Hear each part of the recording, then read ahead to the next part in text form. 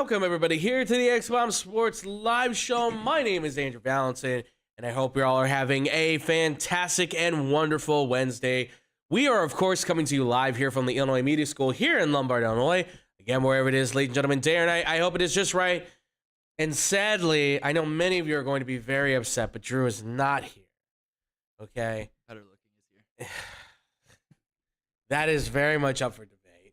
But, ladies and gentlemen, he's back on the table. I didn't even make this call. He just jumped right in. So we're going to see how this goes. You weren't even going to have a say in this one. I know. There was no fight. It's Tom McKinney, folks. Tom is back on the desk. Tom. Yeah, what's up? Welcome back to the desk, man. How are you doing? Living life, getting older day by day. See if I have a job. Stop being depressing. Jesus. Look, we're all there, okay? We're all sad, all right? Jeez. Just get over it. No, it's good to have you back here. Yeah. Obviously, today is a very much needed for you as well. We also have in the back as well our boy TJ Knacker, too. TJ, we just got done with Unpack with the Knack, but how you doing there, bud? I'm doing well, yeah. Ready to see what happens, and this is my first show with Tom, so it should be interesting.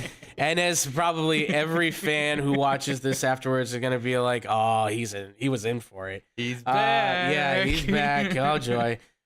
So I guess, folks, without further ado, we're going to get right into this. Tom, you ready? Yeah, let's go. Let's do this, folks. So we're going to start this one off with football. I know we keep doing football, but it's because there is prevalent news, obviously, within the Chicago Bears organization. So if you don't know, obviously, the reports have come out that the Chicago Bears are leaning towards trading the number 1 overall pick in the 2023 NFL Draft, as per Adam Scheffler. Scheffler also tweeted out as well that Ryan Poles, according to him, a quote was that we've always leaned that way because Justin, being Justin Fields, did some really good things. He was also quoted after being asked about the communications with Justin Fields and how he would be presenting this information to his quarterback. He said, we'll be in communication with Justin along the way just to make sure that he knows what we're doing and nothing is a surprise to him, because we've obviously seen where there's been times where players obviously are supposed to be like the franchise guy. Next thing you know, it's like, oh, they drafted a quarterback. As Chicago, I'm sure, is known to. We really haven't drafted that many quarterbacks. No, but we've always seemed to be like, oh, we signed Mike Glennon and we draft Mitch Trubisky. Oh, we sign Andy Dalton and we draft Justin Fields. It seems to be a common occurrence. I think we've only drafted like 4 quarterbacks in the actual draft. I mean, in terms of first-round draft picks, I think it'd probably only be about maybe 3 or 4, I would say. If Sid Luckman was even a first-round pick, I don't even know. But we at least know about 4. There would be, I'd say 4, because Rex Grossman was a top 5 pick. That was a fun one. Jeez, I forgot he was a top 5 pick. Yeah. So you've got McMahon, you've got Grossman, you've got Trubisky, and you've got Fields. That's it, I think. I'm pretty sure. But I take that back. They've drafted 32 quarterbacks in the Super Bowl era. Oh, sure. Yeah, absolutely. Well, they've drafted a lot of quarterbacks, but in terms of the first round, and only one has made 100 regular season starts. Yeah, exactly. So there you go, folks. But all right, so Ryan Poles is saying that Justin Fields obviously is the guy. Now, he did say that doesn't mean they're not going to look at quarterbacks, but to this point, he is kind of staking his claim into Justin Fields being the quarterback. And we know now that there are a litany of teams that are interested in that number 1 pick, obviously, but information is coming out little by little. But we have the Texans, the Colts, Raiders, Falcons, and Panthers, and now it even sounds like the Seahawks could even be involved in this situation. Well, according to this article that I'm reading on ESPN, I don't know if it's the same one you have. Mm-hmm. They're saying anywhere from 8 to 12 teams could be looking to make a switch at quarterback. Oh, absolutely. There's a lot of teams that are going to be looking at quarterback. They're going to be looking to move up in the draft if they don't feel confident with their guy, right? I mean, there's a plethora of teams right now that are going to have to be in the deciding table. Like, we've got Baltimore, you've got Tampa, all these other teams. I know Tampa said what they said about Kyle Trask, but you never know with these teams, right? It's a Florida kid. Jeez. Why do we give Cameron any more ammo to be happy? What do you mean happy? Oh, he's going to be all over. Yeah, he'll be happy for the moment that he starts and the moment he throws 5 picks in a game. Yeah, just like he was with Cam Newton. Exactly. We'll never hear the end of it. Who was only a Florida Gator for a year. Come on, man. But Tom, I'll ask you this. Wow, I'm finally asking you this. This has been a long time coming. What do you think about the reaction of Ryan Poles saying they're leaning towards trading the number 1 pick? Do you think that's a smart move? And obviously, of all these teams that are kind of affiliated, I kind of broke down the Pro Football Focus, had a little bit of the draft value, which is only draft picks, by the way, folks. But to these teams that are listed, or any teams that are not even listed, what teams do you think could be interested for that number 1 pick? Well, I mean, like everything we've heard, it's the Colts right now. I don't think there's any other option other than the Colts that are ready to pounce. Okay. If I'm the Texans, there's no reason to make a move unless you get word that the Colts are taking your guy. Right. If the Colts move up and the Colts are like, hey, we're moving up. Right. We're taking Bryce Young, and the Texans want Bryce Young. All right, Bears, what do you want? Because we want Bryce Young. We don't want C.J. Stroud. I don't think that. I think C.J. Stroud's a better quarterback. Okay. Just my opinion. I know how most people are. It's been back and forth for me all college football season long. It was like, who's been better? But I don't think Bryce Young has that it factor. He has the arm. He just. Now, you're not just saying that because C.J. Stroud beat your team, right? All right. First off, he barely beat us. I just wanted to throw that nugget out there. I covered. Yeah, we're it's good true. on that side. Well, of course they covered. The line was huge, but I just wanted to throw that nugget out there as a little I do. Welcome back. I do think I think CJ Stroud would be the number 1 quarterback if this was Caleb Williams' year. We went into that last week. You know where I stand on that. Rewatch that Notre Dame game. I know fans are gonna say, "Oh, I've watched all of his games." I'll tell you. Go back and rewatch that Notre Dame game and watch how many holds were not called that allowed him to be able to extend the play. There's issues there. He would have been sacked multiple times on that, but that's besides the point. That's a next year issue. All right. I think, if anything, like I said, I think the Texans will only move up if the Colts are saying, hey, we want Bryce Young, and the Texans want Bryce Young. The Raiders, I think they're going to go out and get Jimmy G. Okay. I could see them making a move for Aaron Rodgers. I don't think they'll make a move for Lamar Jackson. I'm not worried about the Raiders. Yeah. The Seahawks are kind of interesting. I thought they would be a little bit more sold on Geno Smith because he kind of did well for him, but with Pete Carroll's comments as of late saying, hey, we're going to look for a new quarterback. I have no problem with them drafting a new quarterback. Yeah. I don't see them moving up. I think a Will Levis, and I don't know where they're picking. Yeah, they're picking 5th and they're picking 20th. They got 2 first-round picks because remember they have the Denver picks. Oh, yeah, so yes. They have those draft picks. So, I mean, Seahawks Will Levis at 5. I don't hate Could be. it. I don't hate it. They're being projected right now for a defensive, either defensive player like Tyree Wilson or Will Anderson Jr. or maybe Jalen Carter. We'll get to him here soon, but obviously, we'll talk about that exactly. But that's where they're projected right now. But you're right. I mean, they could go with a quarterback. I think the Seahawks are going to be one. I said this before to somebody. I'll say this too. I think they would be the perfect place for like Tennessee's Hendon Hooker to go, where you got an ACL injury, sit behind Geno Smith for a year, compete with him next year. You know who else? And I hate Cameron. You know where I'm going with this. Anthony Richardson. Yes, he's been projected there too. If they don't take. I think Will Levis is a better quarterback than Anthony Richardson. I know someone on Twitter put Will Levis's 32 picks he had this season, but like 15 of them were like Hail Mary passes or stuff like that. Yeah, something. I don't count half of those. Right. So, but that's besides the point. I think Will Levis will be way better than Anthony Richardson besides what CBS Sports is saying. Yeah. I think the Seahawks could go either of those two because unless the Seahawks all of a sudden pull off a drastic trade with the Bears and go, hey, we want to give you both our first round picks, this, that, and everything else for either Justin Fields or for the number 1 pick, and we're like, we're going to get Bryce Young because that's who we want, or CJ Stroud. I think Will Levis. I think what's it called? Anthony Richardson will be there. Other than that, there's not a lot of quarterbacks that I like. You're right. Hendon Hooker would have been probably my number 1 pick. He probably could have been a first-round pick, although there were still some that were like, it's the one. But what he did this year. What he did, especially against Alabama, I watched that game thoroughly. I've rewatched that game thoroughly. What he did in that game was unbelievable. I know he had the ACL injury. He probably would have won the Heisman. Probably. I don't think had he continued to stay healthy. I don't think Caleb Williams would have won it, but that's besides the point. If Hendon Hooker, right? Hendon Hooker. Thank you. Hendon Hooker, yeah. I know you got to get back into it. I know. We're not even in hockey yet. I know. Jeez, man. It's only a couple names we're saying there too. Chill. I do think that the Seahawks are gonna stay put, unless they're like, we want this guy. The Panthers are interesting at 9. Mm-hmm. I don't know what they're gonna do. Everything I've heard is that they're set for Sam Darnold.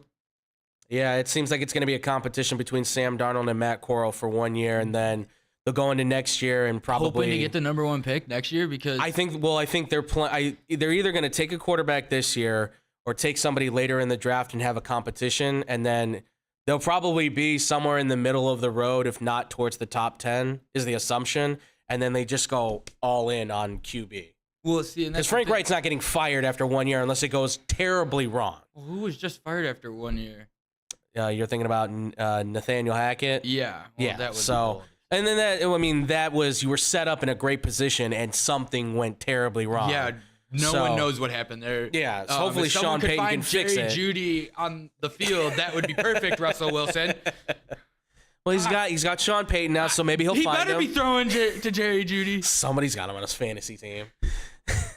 Dude, I went from I triggered the third, fourth place matchup the year before after trading for Derrick Henry and everybody, to losing Derrick Henry, and that's what lost me the playoffs. Yeah. To having nobody this year. Couldn't figure out how to get a win. Everybody's like, are you going to play this guy? No, because I don't know if they're going to do well. See, I don't know what I'm doing here. I went with a bunch of guys that I was like, yeah, maybe they'll do good, and everybody turned up doing all right. So now a team that would shock me to trade up. Yes. The Jets.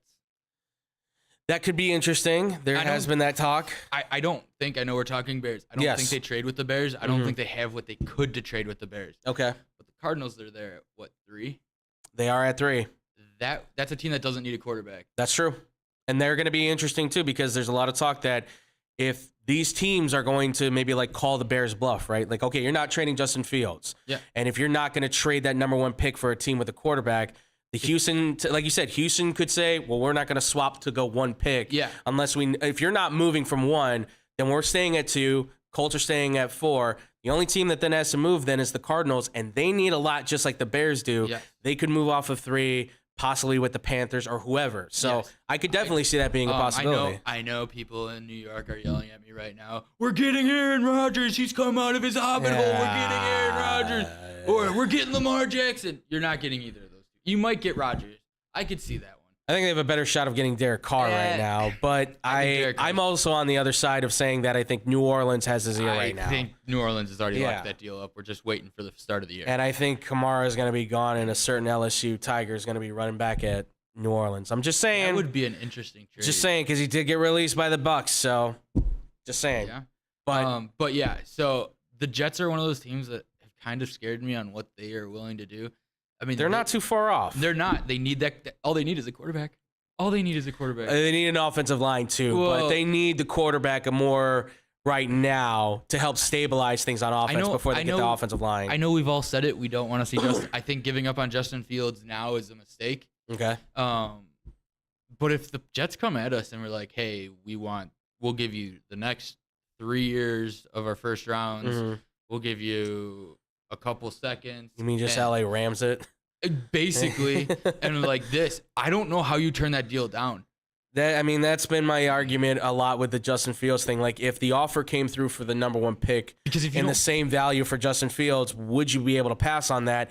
It's very hard. Drew made a great argument to say that obviously you'd be giving up the possibility of a guy that's already built a year with this offensive coordinator. Yes. That is very true. Yes. But I would say that you would have to at least look at the deal and say, comparatively to what we could get, is it possible that then we go into this draft and say we take a quarterback in this draft, build it with the other picks we get, and then have a set franchise for the next few years? Yes. It's possible. I don't hate that, but the deal has to be. It doesn't have to be. It has to be bone shaking. This deal, right? We'll get to it. There's pent up rage. There is so much pent up rage. But there has to be the right deal there. Right. We still have the Lamar Jackson. I think once free agency fully opens, which is in a couple weeks or it's coming up soon. Once free agency opens and Aaron Rodgers finally does see a shadow, and we get sign or whatever they want to call it, we'll know more. I think that's what the Bears are waiting on to see what the Colts. I mean, also Carson Wentz is out there. I know he has his issues. I know he hasn't been the same since that one big hit.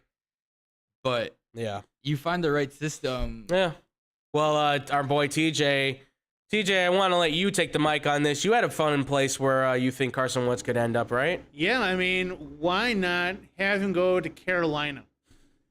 I mean, they've just hate it. They've gone to the line with just such horrible quarterbacks. Yep. In the last 3 or 4 years. Yeah, something like that. Since Cam Newton was gone, and he was on his last legs when he left. Right. So yeah, I mean, hey, why not Panthers make that decision to get Carson Wentz and his bad ankles under center? That'd be a great idea. Good job. Yeah. Well, it makes sense too, right? Because everywhere that Frank Reich goes, it seems like Carson Wentz seems to follow. So yeah, it's only gonna make sense. Yeah, and so, you know what? Just take the Panthers off there. He's going there. Right. Yeah. And that's the thing is like now because I'm not saying blaming the Bears or anything, but once you say that Justin Fields is your quarterback, now everybody gets to kind of obviously they didn't say he was their quarterback, but you're kind of saying we're going forward with him saying he's QB1 right now. And I don't hate that. No. And I know there's people out there that do. Yeah. I know you. I've seen you on Twitter. You've gone back and forth. I know you're sitting on the fence, which I respect. I play both sides of the field on these arguments because I 100% respect that. There should be no reason that the Bears should trade Justin Fields. I know everybody's argument that to trade him is he's not their guy. Don't give a flying rat's butt. He's their guy. My argument is always, is he the franchise quarterback? When I say he's not their guy, they didn't draft him. This was a failed draft. This was Ryan Pace's flotation device to try and save him. Not a failed draft, but it was a failed draft pick in the sense of... Yeah, unfortunately, he opened the raft when he was already 300 feet underneath the water. Yes. Like, he already had drowned at that point. There was no coming back. Yes. Now, I know Matt Nagy made his comments. It's what it is. But I don't trade either. Honestly, unless the deal is crazy. Yeah. I'm not trading the first overall pick. I'm not trading Justin Fields. Mm-hmm. I'm maybe adding... there's other pieces the Bears need to get, and there are free agents out there. I've seen Mike McGlinchey 4-year deal. That's an offensive lineman right there. I've seen several other offensive linemen. There's Orlando Brown Jr. There's Jawan Taylor. There's his name. a bunch of guys. I've also seen Saquon Barkley's name attached to the Bears. I don't fully know how I feel about that. People know how I feel about running backs. I know how you feel about that. I get that it would be so dynamic, but folks... Who's running the ball where when you can't? Well, okay. We don't know. That would be the perfect thing. You don't know. Granted, yes, the run blocking for the Bears this past year was incredible. But I don't think you're going to win a Super Bowl with 4,000 rushing yards, 40 rushing touchdowns. How are you stopping him, though? Justin Fields is running all over the place. You just pitch the ball to Saquon. He's running all over the place. Well, the Bears know how to stop him. You just go for the ankle and go for the knee. Well, yeah. But see, we don't have to worry about that. But think about it. Right, unless it's misfire. You bring in Saquon, you bring back Montgomery, and you put Justin Fields in the middle. You have both of them on the side. You huddle them up as the ball is snapped, and you go, which one wants to take it for a big run? It's basically Lamar Jackson RPOs. Yes. Which, I get it. It's explosive. It worked for Lamar Jackson. It could certainly win you games, but it's not winning you a Super Bowl. We're not playing in 1929, folks. It's 2023 here, so hey, I'd be excited. That would make me buy a ticket to go see the Bears play. If I knew the offense was going to be that exciting, that would put me back in Soldier Field. Yes, I said it. Go back to Soldier Field to see a game. Those seats are uncomfortable. Yes, they are. I've done it on Christmas Eve in the snow against the Browns during the John Fox era. That was a fun game, though. I got to see Trubisky up close. But, yeah, that would be if the Bears went and got Saquon and they started to look like that, that would make me buy a ticket to go see the Bears play. Yeah, the Bears here, listen, they got a lot of options. Obviously, the Colts, I think, are the most favorable. However, Chris Ballard, from what we understand, just I think a couple hours ago or whatever it was, apparently he had some stuff to say saying that he would have to be really kind of in the same mouthpiece as Ryan Poles. He said he would have to be blown away with the quarterback in order to trade up to number one. So it sounds like the Colts are going to kind of stand their ground on this and say, okay, Bears, like, let's make your move. Like, what's up? And they're going to let the quarterbacks also make their move. And right now, from what we understand, C.J. Stroud will throw at the Combine. Will Levis, I believe, will be throwing at the Combine. It's Bryce Young that will not be participating in the throwing at the Combine. But all of them will be there. Scares me. That makes it interesting, because right? He had an injury during the season, if I'm not mistaken, on his throwing arm. That, and I know we're going to get into There's it here. cause for concern on it. I know we're going to get into it here in 2 seconds. That could change a lot. Absolutely. That could make the Texans jump. And this is that moment where you got to see, okay, who's participating, who's not, and obviously. Go ahead. Yeah. I was just gonna say, obviously, this is where you have to weigh that stuff, right? Because does not participating hurt his draft value to you? Is that somebody that you say, okay, is he participating because he doesn't want to get hurt, or is this something because he doesn't want to show that he's got a weakness, right? Because you look at Zach Wilson's thing, right? You look at him in the combine, and you look at his pro day, and everybody goes, "Oh my God, the arm and the everything," and he certainly has the skills. But once you put, But once you put him on tape and you watch his games, especially against the bigger competition when he was at BYU and now in the NFL, you go, God, is this kid right enough? Like, I don't want to knock a guy's intelligence, but you need to knock his intelligence. Well, yeah, in this case, it's like he's not reading the defense. He's not getting it. The Jets pulled the Bears. The Bears probably would have drafted Zach Wilson because that was what, the Trubisky year? Zach Wilson was that was the Justin Fields year, remember? Was it? Yeah. Oh, okay. That was when it was Lawrence, Wilson, and then Lance. If Wilson was there, yeah, the Bears are probably taking Zach Wilson. Probably. If he's 100%, and we're all sitting here banging our heads against the table going, what are we doing? That's the one thing that I don't think we'll find out till later was, did 2021, where were the Bears at with saying, is Justin Fields their guy, or were they willing to take any quarterback that was going to be there later in the draft when they traded up with the Giants? Because let's say Fields went to the 49ers, right? They could have said Zach Wilson or Trey Lance and Mac Jones are sitting there. Yeah. Do we trade up, or do we just stay at 22 and take our guy? Who knows? Who knows, right? Because the world would be a little bit different then for the Bears. Only time will tell. But obviously, when it comes to players, certain ones will not participate. One player was not going to participate at all and just go for the meetings, and that was Jalen Carter, the standout defensive tackle from Georgia. Wait, he was not going to participate in the combine? He's not going to do it at all. He was going to do, because he's one of those guys who I think, like many athletes, Derek Thomas is the one I remember. He didn't do the combine because he knew he was going to be a top pick, so he waited for his pro day to show off his stuff. See, and that's where I think Bryce Young, to go quick on that, I think he throws at his pro day if he hasn't already. Oh, absolutely. He's going to throw on his pro day, believe me. Because that's where because then it's his environment, right? Yeah. He gets to control the media. He gets to control what they say and who they throw to and all that stuff. It'll be interesting to see what the doctors come out and say at the combine. Absolutely. Well, and we'll see what happens. But Jalen Carter, obviously, things could be looking a little bit worse for him now. As of right now, as of today, this morning, Jalen Carter was charged for the January 15th fatal crash of David Willeck, the former offensive tackle who was a teammate of his at Georgia, as well as a recruiting staffer, Chandler LaCroix, who were both killed in a car crash. Apparently, Jalen Carter was a part of that. He's been charged with reckless driving and racing, which apparently took place this only took place, but weeks after the national championship had been won. So he has since now been charged with those two. Obviously, that's all we've heard thus far. So a guy who was projected to possibly be the number 1 pick, top 5 pick, top 10 pick, whatever you want to call him, he was certainly one of the top players in this draft. Now his draft stock may be in question. Now, before I ask you, Tom, I will say this. He did go on Twitter, and he did make a statement saying he will be returning back to Athens, turning himself in. And he said when everything comes out, he said, according to him, everything will be cleared up and he will be okay and he will be cleared of this. Now, innocent until proven guilty on it, obviously, we will see. But obviously, this is drastic news to hear for a guy, especially when the combine is just right. And it's coming here in like a day. Yeah. So for you, Tom, hearing this news for Jalen Carter, I mean, your perspective on it and what you think it does to his draft stock in the end. Do you think that this is a major hit to him, or do you think this is something that just might be a minor hitch in the road, if you will? Is this worse than the Tunsil thing? I would say so. I mean, we don't know everything. That's the thing. We don't know the whole story. It didn't sound like he caused the accident or anything. They were both racing cars, dipping in and out of lanes. The way it was described sounds like real reckless, kind of like, yeah. Do not do this kind of driving, obviously. It's fun. We do not condone that. The Laramie Tunsil thing was obviously, that was such a mismatch of things because you've got him getting a video posted on social media. He said he was hacked. supposedly it was his father.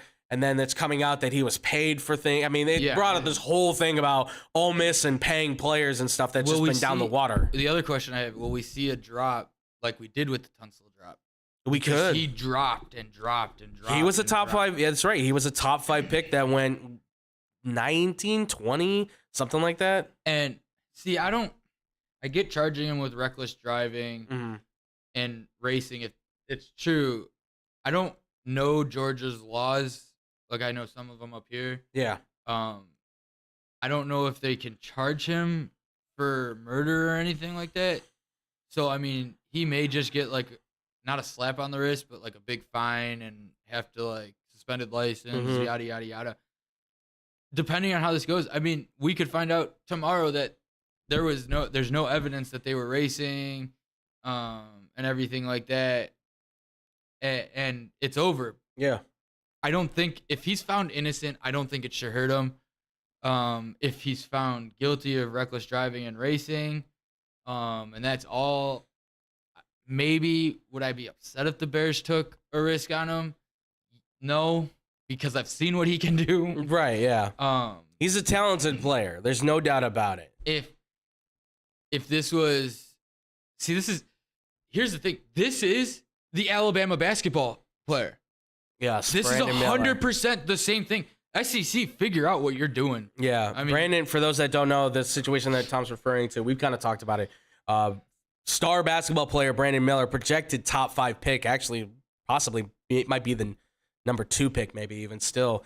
It was found to have given the gun to former teammate Darius Miles, who went and shot and killed his, I believe, girlfriend, who was the mother of his children. I don't know the full details on that. I just know that he gave the gun. Yes. That the person he gave the gun back to, he left it in Brandon's car. Yes. And he went and returned it.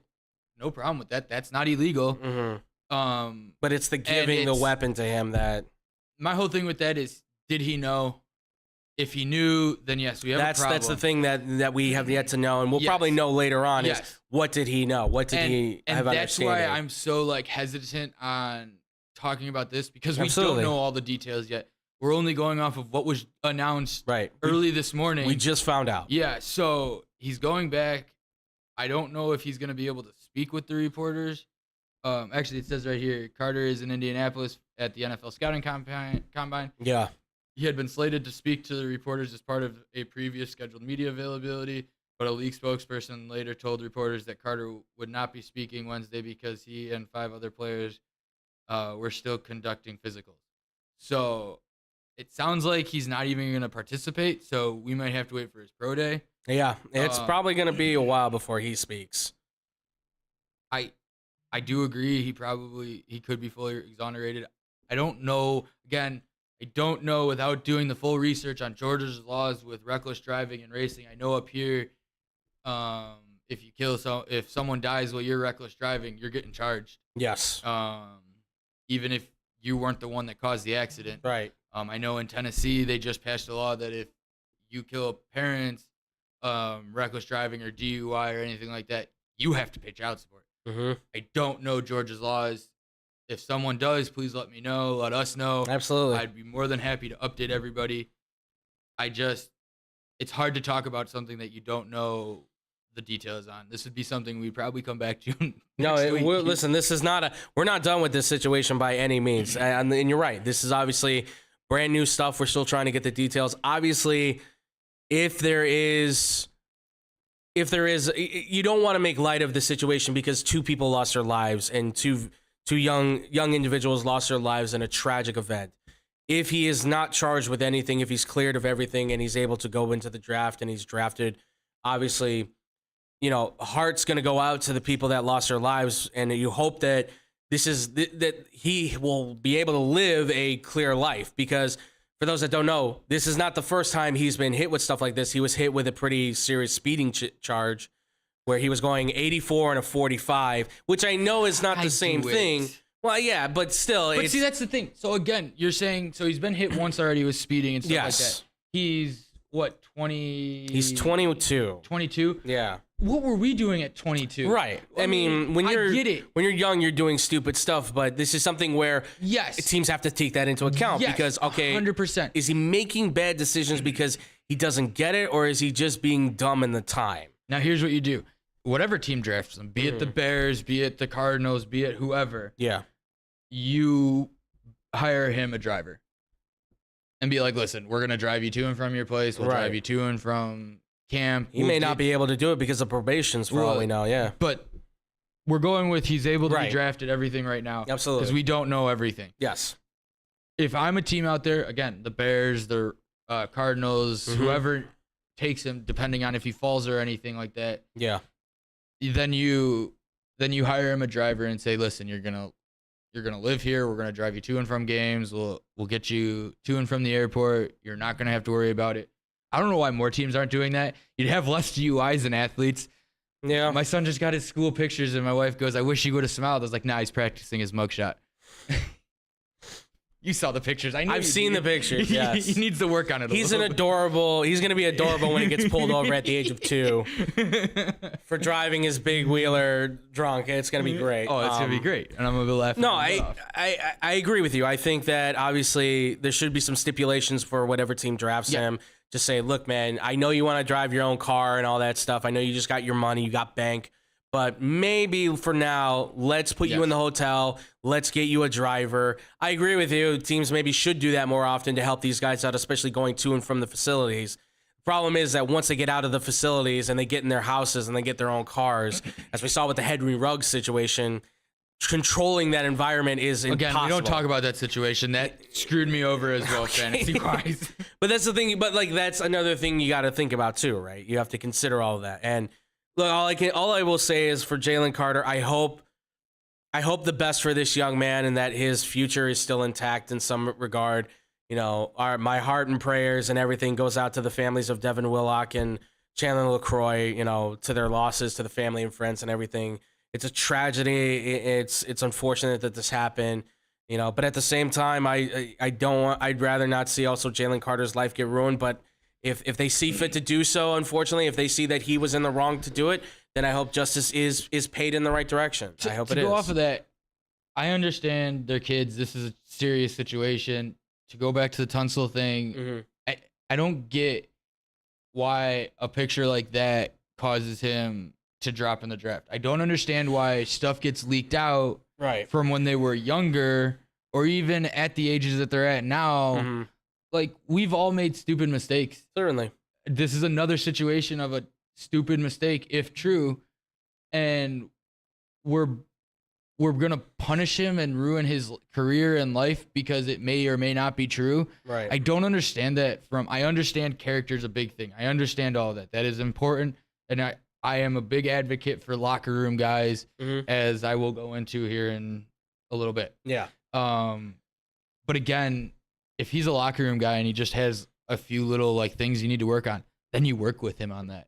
Any team out there, any player that has had financial or legal or anything issues like that, you sit him down and be like, listen, this is what we're going to do. We're probably going to draft you or we'll sign you. You're going to have to do this. And if you don't do this, then your contract's going to be voided. Right. Why aren't we, and this goes for every sport, why aren't we starting to put those clauses in? Like, when you're not here, you have to spend like 2 hours with a therapist talking about something if there's domestic violence involved or something like that. Why are we so quick to push these guys to the side, especially in football? I mean, CTE is a big thing. Yeah, I'm absolutely. a huge advocate Yes. for trying to figure a way to stop all that. Yeah, absolutely. I think a lot of it comes down to that, like we all know, you know, with everybody would love for their business and their workplace to love them and take care of them and everything. Obviously, that's not the case. This is a very special situation. Yes. So you would hope that those teams would do the benefit and do their due diligence to be able to help those players out. A lot of them have. A lot of them have been able to say, hey, look, go get therapy and we'll pay for it, right? Yes. Or, hey, we'll you go to anger management because you've been fighting these people in the whatever in the street. Hey, well, like I remember the Jaleel Okafor thing. He got in a fight with some random in the street, and the 76ers said, look, man, we're not going to let you go. We want you to go get therapy, go get anger management therapy. It's just unfortunately at some point, you're going to have to say, do the pros and the cons, how do they outweigh each other? And if you're saying there's more cons than pros, then at some point you have to cut the guy. So hopefully that's not going to be the case with Jalen Carter. The guy, like I said, the guy's a talent, but also I hope that, the right decision is made amongst the courts and whatever the case is. Yes. So hopefully, and whatever happens with him, hopefully his life can be on track and make the best decisions for him and himself and the people around him. But we'll update you guys more on that as we find out more information. We will see here. Obviously, the draft is in late April, so we're gonna find out. We're gonna find out where he goes by that point. So that's gonna do it for the Bears here, ladies and gentlemen.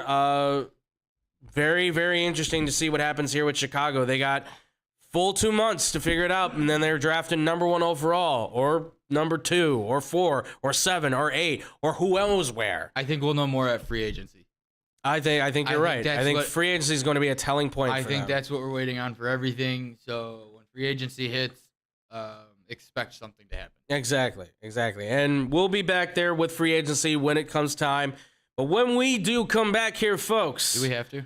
We have to go to the ice. We have to get our skates going, lace them up, and we got to get that puck rolling, folks, because it's time to talk about the Blackhawks after what has been almost a year and a half of barring them from being discussed. It is time. It's because I haven't been here, and neither has Brandon. Well, don't even go there. It's that, and obviously they've made some certain decisions. But when we come back, folks, the big major move that shook the entire organization, that's coming up next here on the X-Bomb Sports Live Show.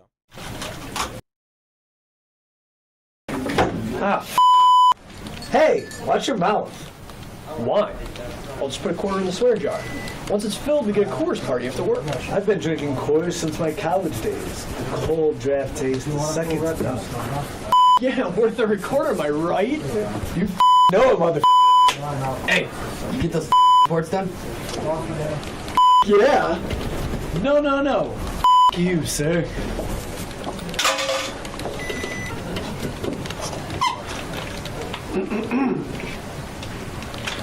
Attention, employees. The staff meeting, scheduled for this evening, will now be held tomorrow early as Who's all?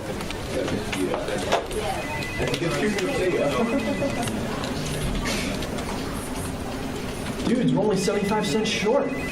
Oh, shh. Boss. Hey, sir, go yourself. You're fired!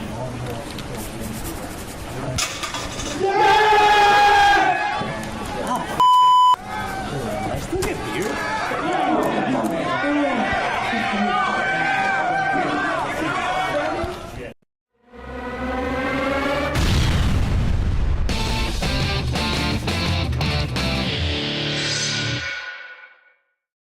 And welcome back here, folks, to the X-Bomb Sports Live Show. I'm still Andrew Valentin. I'm here with a very disgruntled Tom McKinney, who, for the first time in I don't know how long, he doesn't even want to talk hockey, which he's here because he's supposed to be talking hockey. Not that I don't want to talk hockey. I'm not happy. Yeah, I know you're not happy. Boo-hoo. But, all right, folks, we got to get into it. The Blackhawks, yeah, we're talking about them, folks. It's been a while, but the reason is because they have made some moves, and it's the biggest move of them all, and that is that Patrick Kane, after much deliberation, much discussion, after pretty much already sealing the deal away, it's finally traded to the New York Rangers. Patrick Kane was sent to the Rangers for what is a 2023 conditional second-round pick and a 2025 fourth-round pick. Now, to add on to that, to let you guys know, this is the full of the deal. That second-round pick could become a first-rounder if the Rangers make the Eastern Conference Finals, which they're sitting in third right now in the Metropolitan. So get a defense, and maybe I'll believe in you.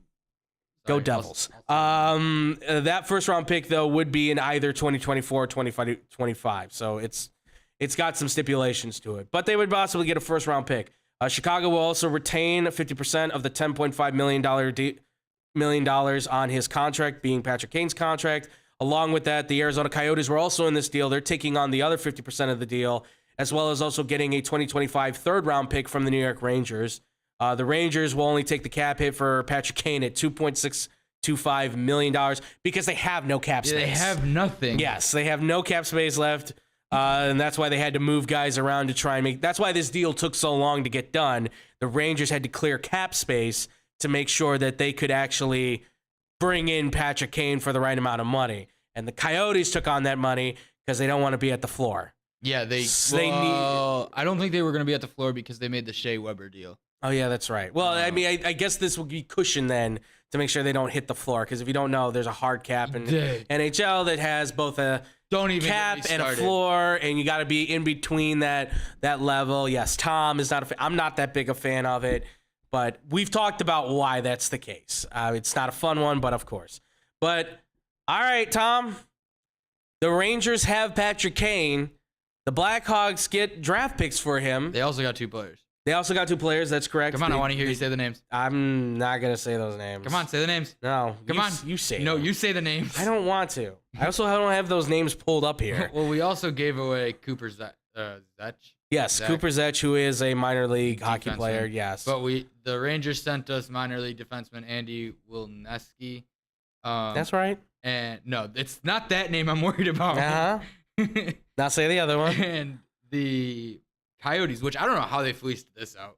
Mm-hmm. But the Coyotes also gave up Finnish defenseman Villa Sarjavi. Sure. I'm gonna go. That's close. Yeah, you're the hockey expert. Don't even. I mean, TJ, I don't know. Was he right? Do you even know? No idea. Okay. Just another point of reference we had to make. Here's my issue with it. Okay. When I first saw this trade, I was furious. Okay. Like, didn't want to finish the workday yesterday. And I only had like 20 minutes. I figured he was probably very upset. Due to the fact that I'm like, we didn't get any players. Mm-hmm. We only got 2 picks out of this. Right. And then when I finally saw the players, it's like, we got a minor league player out of this and someone I know nothing about from the Coyotes. Yeah. I don't know what we were thinking. Everybody out there, first off, I don't care what Rangers fans say. You're all scum. You're just as worse as Yankees fans. Eat it. Don't care. And Thoughts of Tom McKinney do not reflect that of Xbox they Sports. reflect everyone. No, we all hate the they Yankees. don't. We all hate the Yankees. We all hate the Rangers. I already know you hate the Rangers. You're a Devils fan. Get out of here. It's true. Do Devils. I want the Rangers to make the Eastern Conference Finals? Of course I do. Do I also want the Rangers to get stomped and not make the Eastern Conference Finals and lose in the first round or somehow find a way not to even to make the playoffs? Oh, that would be wonderful because then now the trade looks even better. But again, when I saw this trade, I saw a second-round pick with a condition on it. Didn't know the condition at first. Yeah. And a fourth-round pick in 2 years. Yeah. What are we doing? And again, this is where I'm going where Rangers fans are scum. Mm-hmm. For those Rangers fans out there that are saying, oh, well, this is what happens when you have a player that only wants to go to one team.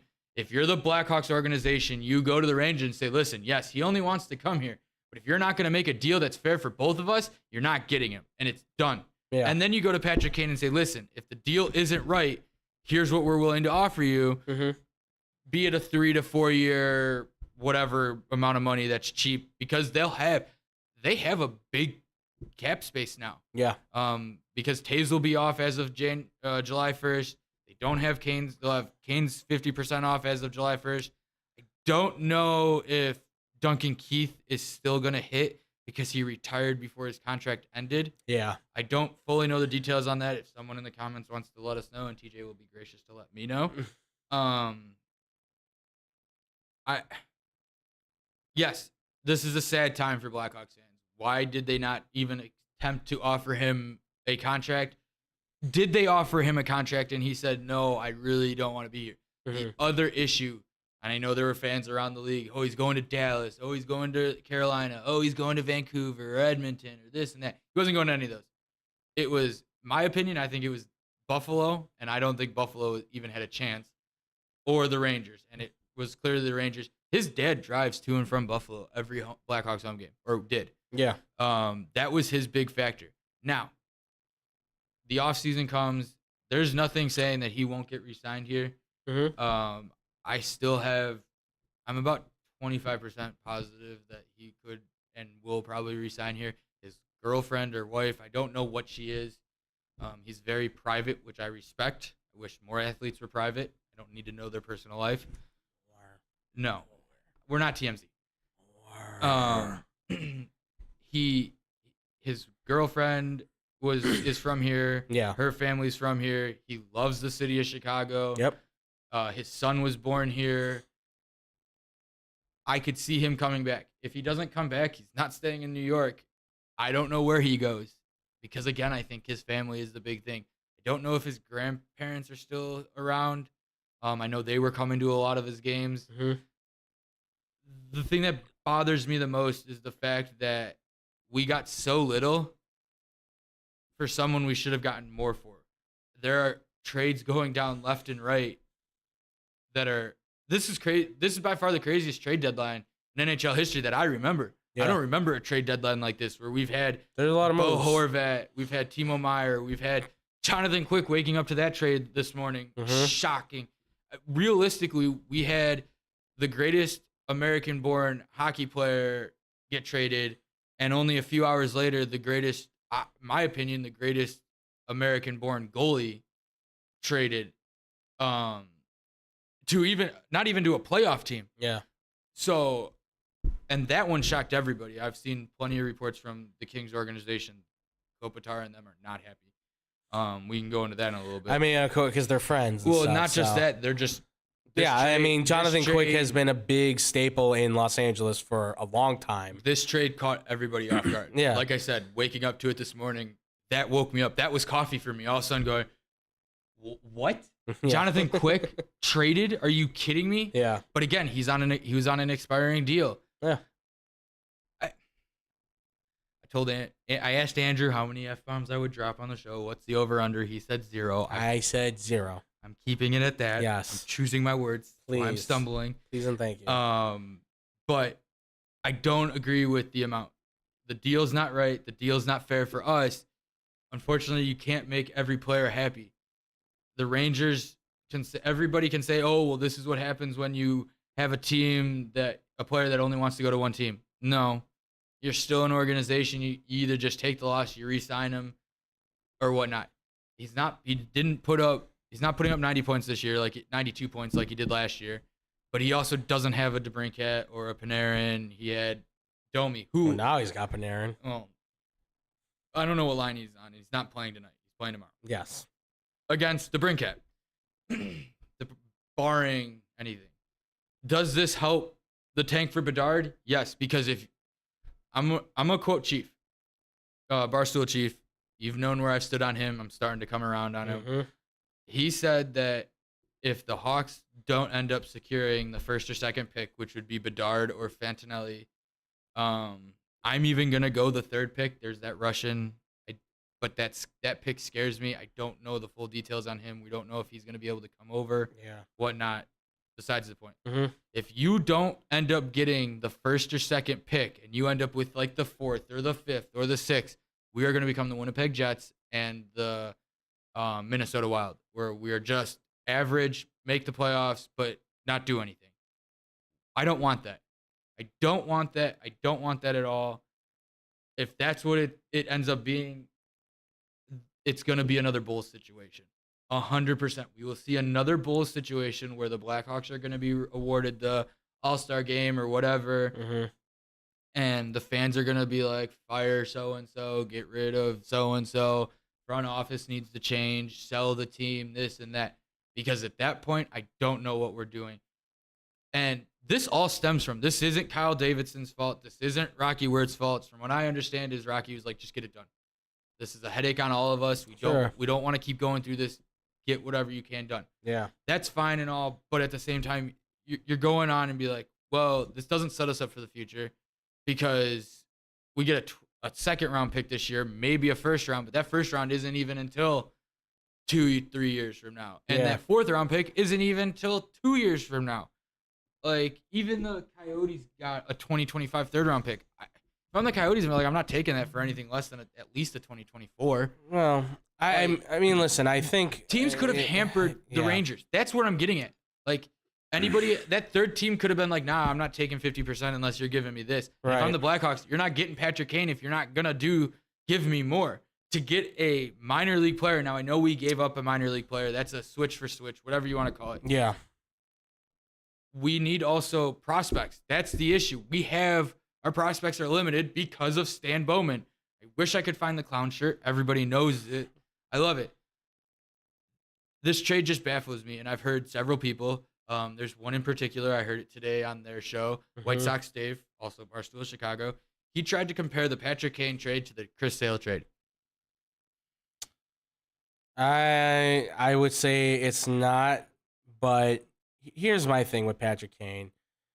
Like, look, I'm not the deepest hockey fan as Tom is, nor I would say any Chicago fan is. Obviously, as of now, and I've made that statement fairly clear. But I think when you look at the Patrick Kane deal, the Blackhawks were kind of in a tough spot, right? There were two options. Don't disagree. You either keep him and it was a swan song, he goes into free agency and goes wherever he goes or retires, whatever, or you were trading him to the Rangers. Those were really the two options they had sitting in front of them because it didn't seem like any other teams were really biting on him. The Rangers were the ones that were That's what I don't understand is everything I was hearing was there were at least 4 or 5 teams trying to get him. I mean, there might have been, but it sounds like the Rangers were the ones that were willing to go. He had a no-move clause. Exactly. It was wherever he wanted to go. He gets to decide. Yes. And the Rangers, and that's the problem, is that when you have the no-movement clause, he gets the decision and he gets to be a part of that negotiation.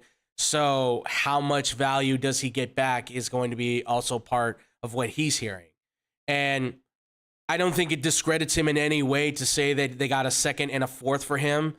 I know to a lot of people it's going to be, oh, they got so little. But, I mean, 34 years old, can still score goals, obviously. He can still get assists, but is he going to ever have 80 points again? Probably not. I think so. Maybe for you. Obviously, when he was with Panarin, I would say when he was arguably at his best. I would say that. I think they had he had like 195 points in like over 160 games or something like that. They were incredible together. I don't know if they're going to be together. That's the other thing too. But I think this was a move that your hands were kind of the Blackhawks' hands were kind of just tied on this one. They didn't have a lot of options to really deal with because Patrick Kane has the final say. And when that's the case, it's like, okay, so we either keep him, run it through, and then we see what happens in free agency, or we trade him to the Rangers, and he plays it out there. We get whatever we can back for him now, and we hope that there's somebody in the draft that we can start building with these draft picks. And I think Kane is going to be one who maybe he wants to come back to Chicago, but I don't think it's going to be for a long term. I mean, again, he's 34 years old, and I think everybody knows that if his career is coming to an end at some point. If he's signing a deal with Chicago as of July 1st, which is when he can sign, yes, and he'll be officially a free agency, and he does decide, and the Blackhawks go, here's what we're going to give you. It's going to be a 3 to 4 year deal. I would say 2.3 to 3.4 million. Yeah, I don't think that's unreasonable. Make it front heavy in the beginning and less at the end, and then just let him break all the records and let him go off into the sunset. Yeah. I know people I've seen people ask and have asked me the Taze situation. He's done at the end of the year. He's retiring. I've been saying that. I've told you this. I mean, he's the sickness, whatever from COVID and everything else seems to be lingering on him pretty heavily. Whatever he's dealing with, he's done. Like I hate. That's another one. Probably the smart move. Yes. I think we get 1 or 2 more swan songs of him on the ice before the end of the year, which is coming quick. So could his last game be April 13th against Philly? Yeah, I think he's back in that game. I think he finishes, plays the game. And who knows if he does come out and say he's retiring, the Hawks may throw his number in the Raptors right then. But I doubt that, so don't get your hopes up on that because I think they're going to do Kane and Taze together, as they should.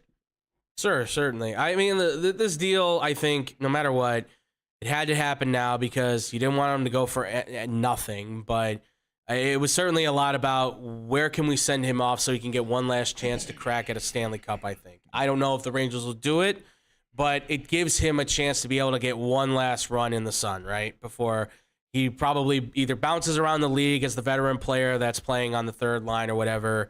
And I don't even think he'll be playing third line. maybe not even that. Yeah. So, I mean, who knows? He's had a fabulous career. He's obviously been arguably top 3 Blackhawk, maybe in some people's mind the greatest Blackhawk of all time. Well, He's certainly been a cherished personality as a hockey player on this team in terms of being able to score goals and be one of the best offensive players for a good 9-10 year stretch there. And we've had a great privilege to be able to watch him play, and I think that's something that the fans should be able to take to heart, that they had an incredible hockey player in their midst. A first ballot Hall of Famer, for God's sake. I have a question for you, but Yes. I do have some breaking news. Okay. The Detroit Red Wings, I know, we hate them, have just locked up forward Dylan Larkin for 8 years. I did see that. Worth $69.6 million. It'll be an $8.7 million cap hit. Yeah. The big deals are coming for hockey players. Absolutely. They are coming. Everybody's locking up their stars now. We can talk more about this in the future. Absolutely. Because I have some things I want to go into with the salary cap issues. I know we've gone over it once before. Yep. But there's a big issue with. Boy, what is Edmonton gonna do? Well, Edmonton made a trade yesterday. Yeah, I know they did make a move for a defenseman, Yeah, and they got rid of Puliarvi. but I mean, yes. There you go. I mean, I'm just saying because they've got the best hockey player in the world, and I want to ask you this. yes, And I'll ask you my other question. that's fine. Yeah, Connor McDavid is the Mike Trout of the NHL. I go even farther than that. No. I'm going in the fact that he is a unbelievable superstar. Yes. Mike Trout is an unbelievable superstar. Absolutely. Talent is off the charts. Yes, he is. They're on teams that they can't win. Trout has made the playoffs once? Yeah, I think so. And they didn't go far. he didn't even get a hit. McDavid went to the Western Conference Finals last year, Yeah. but couldn't get out of that round. Right. And I don't know if they're going to get far in the playoffs this year. I see, and I've been thinking about this. I've gone back and forth on why he is and isn't. Yeah. I think Connor McDavid is the Mike Trout. Unless those two players leave those two teams, Yeah. they'll never win a championship. They will be the Henrik Lundqvists Yeah. and players like that never won a championship, but were good enough to do it. I would say he could be on the Mike Trout. I would put him like Dan Marino kind of thing. The kid's gonna be an all-time great, I think, when it's all said and done. Yes. He's already at 800 goals. And I'm gonna tell you this, or not 800 goals, sorry. If- It's 800 points. Connor Bedard can do what Connor McDavid did Yeah. against Philly, where he had two defensemen coming down and trapping him, and he just dipped the puck back. Sign me up. The day his name is announced as a Blackhawk is the day I'm buying that jersey. I will be at his first game. I don't care. That is a player that is a generational talent, and that'll be a player that kids in Chicago will look up to, kids around the league, around the states will look up to. Yeah. He is a generational player who will do big things in the league. I mean, Draisaitl wants to stop playing in Edmonton. But Edmonton's boring. No one wants to play there. No, There's nothing there. Edmonton's okay. Edmonton's It's boring. got small town feel. It's Canada. No one likes Canada. I said what I said. Tom's views do not reflect that of Xbox. They for always us. respect Xbox. We need a disclaimer when he's up here, just so you know, TJ. I'll make one for you. Don't worry. In due time. Can we get to the other big trade? Not the Blackhawks one. That one was self-explanatory. We knew the Jake McCabe one was coming. Just for reference, everybody, Go ahead. just real quick so we can put it up there. Jake McCabe was traded. This did give back quite a bit. I'm still not happy with what we got back. I want stuff now. I know you want stuff now. I don't want stuff 2 to 3 years from now. Think about it this way. If the Blackhawks potentially don't get that number 1 pick, this does give them the option to possibly shoot everything at that team at number 1 possibly and get that player. No, just think no about one's that. giving I know it's like we're not giving. This is a generational talent. This would be like giving up Gretzky. This is like when Edmonton gave up Gretzky to the Kings. That's a lot. You're not doing this. I mean, you'd have to throw the King, literally, as the 30 for 30 says, the King's ransom. You might as well just sell the team at that point because that's what it's going to take to get. Listen, if Bedard wants half the team, he can have half the team. Fine. Rocky, make it work. All I'm gonna say is to whoever that Blackhawks fan was that put him on his jersey, you're messing with the sports gods. I don't know. It worked for Kane, the fan in New York that put him on the back of his jersey. But you're messing with sports fans when it comes to the draft now. You know this. You start predetermining the draft, it can come back to bite you. But we'll see. But you had another question. Yes. I asked you yesterday in a text to think of this. Yes. I have my Mount Rushmore of, I probably know how your Mount Rushmore is, of but Chicago athletes Yes. through and through. Jordan, no brainer. Yep. And if I'm doing it 1 through 5, it's Jordan number 1. okay. I'm going Patrick Kane. What he did in this city brought 3 championships in hockey.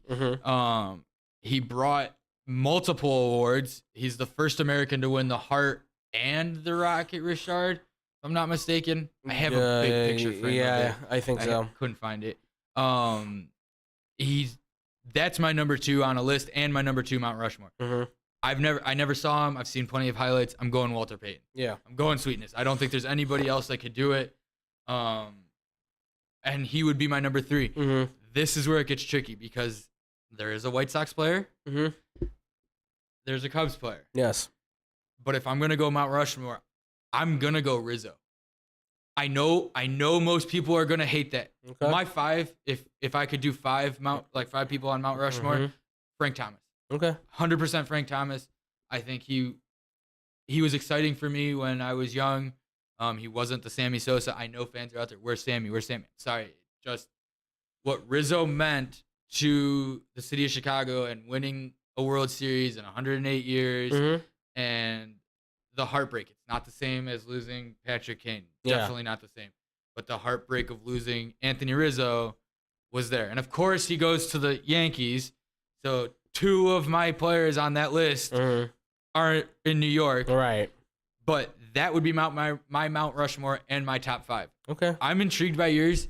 I know where you're going to go with your number 1, and I know your number 2, I'm guessing, are the same as my 1 and 3. Yeah, I'm Michael Jordan. I'm Walter Payton for 2. Yes. And then I would say Ernie Banks and Frank Thomas finishes it off. Now- and Patrick Kane comes in at a 5th. Okay, fair enough.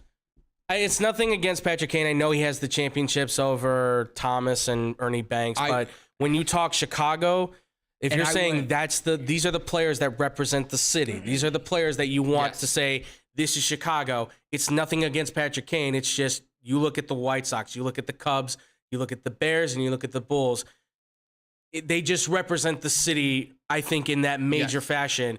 Kane certainly has been a champion in this city more than only Jordan has been better than him in winning championships by quite literally.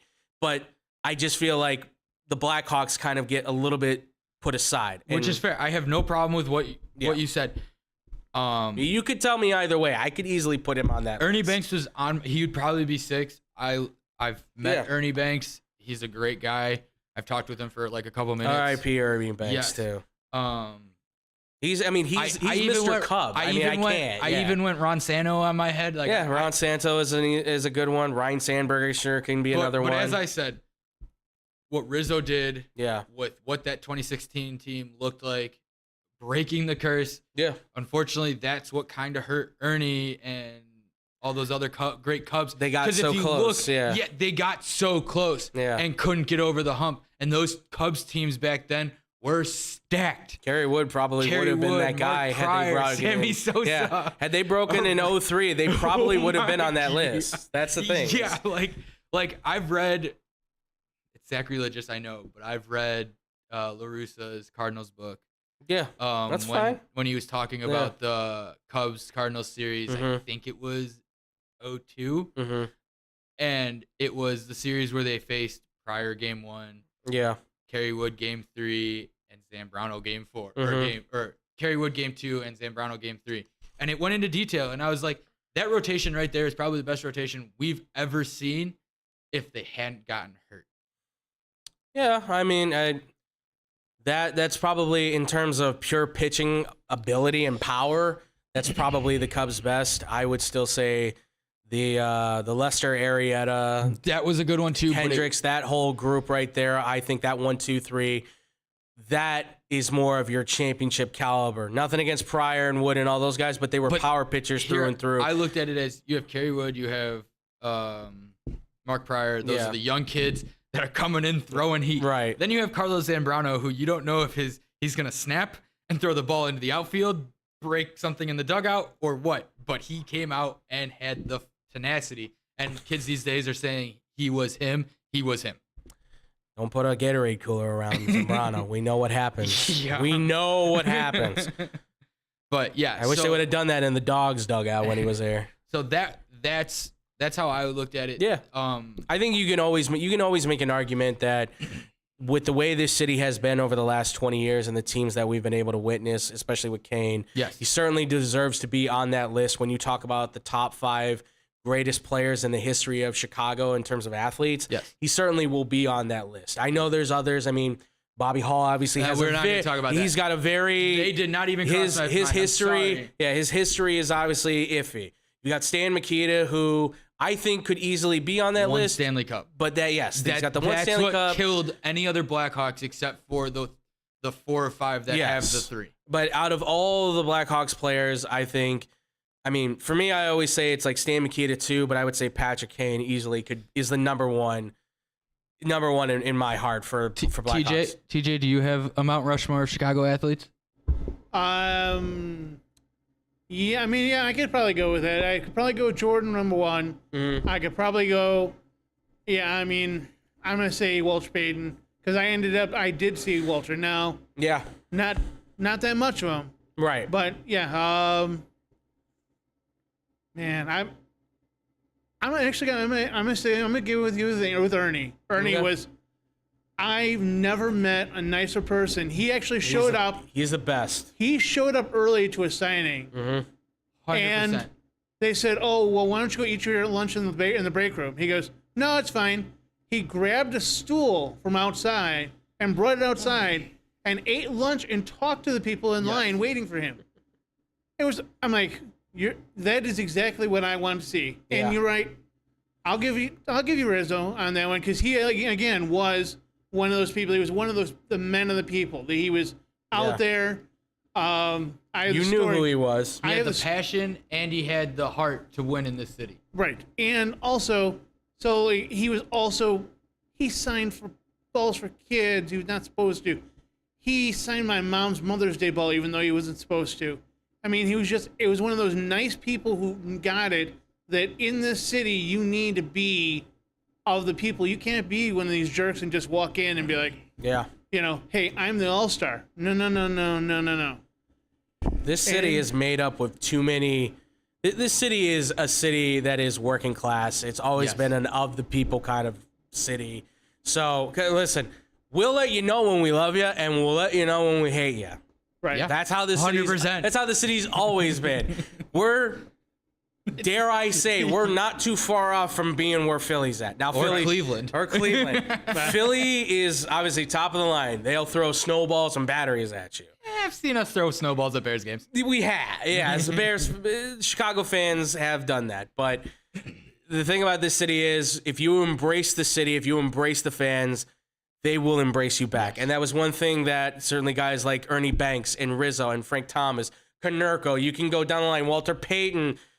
I mean, the litany of guys that have come through this city, as long as they've been like, what's up, everybody? We've always been like, what's up back? As soon as you turn Jay Cutler on us, we turn our backs on you. We're not even going to talk about that. We're turning our backs on whole you. car ride. We're turning where your we backs on argued you. about this. We turn your backs on you because you're a I smug did not. son of a gun. I want it reflected right here. I did not turn my back on Jay Cutler. I turned my back on the offensive coordinator that we had 3 of in his time here, and the offensive line that couldn't do diddly squat. Okay, can we get to this other trade real fast? Yes, Okay. we can. Real quick. So the other big trade, again, as I've mentioned several times, woke up to that. It was my coffee this morning, and I don't even drink coffee. Jonathan Quick, as I've said, I don't know if anybody will disagree or agree with me. I think by far he is the greatest American-born goalie. Hellebuck is like right there, but I think Jonathan Quick, 2 Stanley Cups. He beat the Hawks for his second. Those 2010s to 2015s with the Kings and the Hawks in the finals were unbelievable. Some of the best games we saw on the ice. It was electrifying. It was exciting. It was exciting for us. It was exciting to see a warm city win and not the typical Detroits, Pittsburgh, Chicago. Certainly came out of the blue. Canada can't win, so that's fine. Tom McKinney's thoughts do not reflect that on Palm Sports. But that trade happened this morning. He was traded to Columbus. That's why it was a shock. That's why I keep saying it was my coffee. Yeah. Because Los Angeles received Valdaslav Gravkiyov. and Jonas Corpusalo. You get that one. I've There heard you that go. one plenty of Yeah, times. there you go. And the Blue Jackets received goaltender Jonathan Quick, a 2023 first-round pick, which has a condition on it. I don't know the condition. I haven't been able to see what the condition is unless you have it. Yeah. Go ahead. I'm trying to look for it right now. Shoot, I lost it. All right, keep going, Okay, please. and then I'll they- try to see if I can find it. And then they again. got a 2024 third-round pick. Everything I have heard out of the Kings organization right now are the players are pissed. Of course. Oh, here's the condition. The first-round pick is a conditional on the Kings making the playoffs and would become 2 second-round picks in 2023 and 2024 if they do not. So that's still more than what the Blackhawks got for Patrick Kane. But is that what this was? Jesus, the trades just keep happening. Yeah, I see it. But yeah, it's a bit of a surprise, certainly. This was a shock. Yeah. The Kane one we knew was happening, or it wasn't. It was just a matter of if it was going to happen yesterday, today, Thursday, Right. or if it happened Friday. If it didn't happen Friday, it wasn't going to happen. Friday's the trade deadline. Yeah. But to see Jonathan Quick get traded out of Los Angeles, a franchise that loves him, I know he's on the tail end of his career. I think he could be retiring at the end of the season. I wouldn't be shocked. I don't want to live in Columbus. There's nothing to do in Columbus. The only thing that's in Columbus is Ohio State and the Blue Jackets. I'm sorry, Columbus. I know Ohio's going through a lot right now. I'm not trying to beat up on you, but I don't think he wants to stay there. He may resign somewhere else. Yeah. Wouldn't mind Chicago picking him up for a less amount. Yeah. But this was a shock. I don't know how you felt on this as not the big hockey guy. Right. What I've heard is Quick is unbelievable with the pizza oven. He can make a mean pizza. I would love to meet him so I can get the pizza. I would like to try it. But yeah, this blew my mind. Yeah, Jonathan Quick, obviously, look, he's up in age at 37. Yes. Okay, just a note, he is 37, 2-time Stanley Cup winner, right? Smythe Award winner, 2 times Jennings winner. He's only made the All-Star once, but still, he's had a very incredible career for what he's done with the Kings. I mean, this is a guy who, let's not forget, early on, he was there in 07. Yes. Then in the dark days of the Kings when they were still wearing those very ugly black purple kind of combo jerseys. I didn't mind those jerseys. They were kind of cool. I liked I the liked yellow the ones. crown on them, but I liked the yellow ones a little bit better. yeah, they were nicer. But he's obviously been there for their success. He and Kopitar are like hand in hand buddies. He's certainly considered, I think, in a lot of ways, almost like captain-esque because he's been there for so long. He's well respected in the organization. I think a lot of this just comes down to, from what I understand, they've had goaltending issues. Yeah, Cal Thus far Peterson. along the way. there's Cal something- Peterson, they sent him down to the AHL. I There's saw. something wrong with him right Yeah. now, and I don't know what it is. It might just be he just needs more time. He But started out great, and then all of a sudden, Yeah. goalies are weird. I know I'm weird. Whatever. Goalies are just yeah, that's weird. an understatement. Goalies are weird. You don't mess with a goalie. You Yeah. don't touch goalies' equipment when you're sitting in the locker room. You don't move it. If it's in your way, you find a new seat. Yeah. Ask Patrick Waugh what he would do. He threatened people with his hockey stick and almost beat someone. You got to be a little bit loose in the brain to be a hockey player. yeah, just a goalie in general. just a goalie in general. So goalies are weird, like I said. Yeah. But again, as I've reiterated 1,000 times, Mhm. greatest American-born goalie of our generation. Yeah. I don't know if there's anybody other than, hometown boy Connor Hellebuck. Yeah. Is, like I said, is right there. If Hellebuck gets a Stanley Cup, we'll talk. Hellebuck has the Vezinas. That's It's true. why it's hit or miss. But yeah, this Some is Canadian goaltenders, man. They're really good. Well, Hellebuck's from Chicago. Oh, I know. Yeah. I'm just saying that those boys from Canada, man, and Carey Price. those guys from Russia, man. God, Broder, I loved you, man. Vasilevsky. I know. It's painful. I know. But yeah, so this again, shocking. I Yeah. don't know how to put it any more in words. Trade deadline's been exciting. I said it during the NBA deadline. It's certainly been more. This is probably, like you said, this has probably been the most entertaining NHL trade deadline, which is really. I'm this has excited been for Friday. This has been 2022 into 2023. This has been probably the most entertaining trade deadlines across sports. Yes. Period. Yes. I mean, you got hockey doing its thing right now. You had the NBA who just overnight. They made our job easy. Let's just say that. They have absolutely made it very easy. From the time of the NBA trade deadline to now, it has been easy for us to talk about stuff. Yeah. Because we have stuff. Now, when we get into the lulls, as you can see, you can send us questions. Exactly. We'll answer them. At xvsportsofficial@gmail.com. We got a bunch of them, too. And we're getting there because baseball season's around the corner, and that is soon to be the only one. But baseball could be interesting, though, too, this year. I'm ready when you are. Which, I mean, we'll just roll right into baseball here then. Because, folks, the baseball season is upon us. We are in spring training now. I have the rules. If you want me to read them.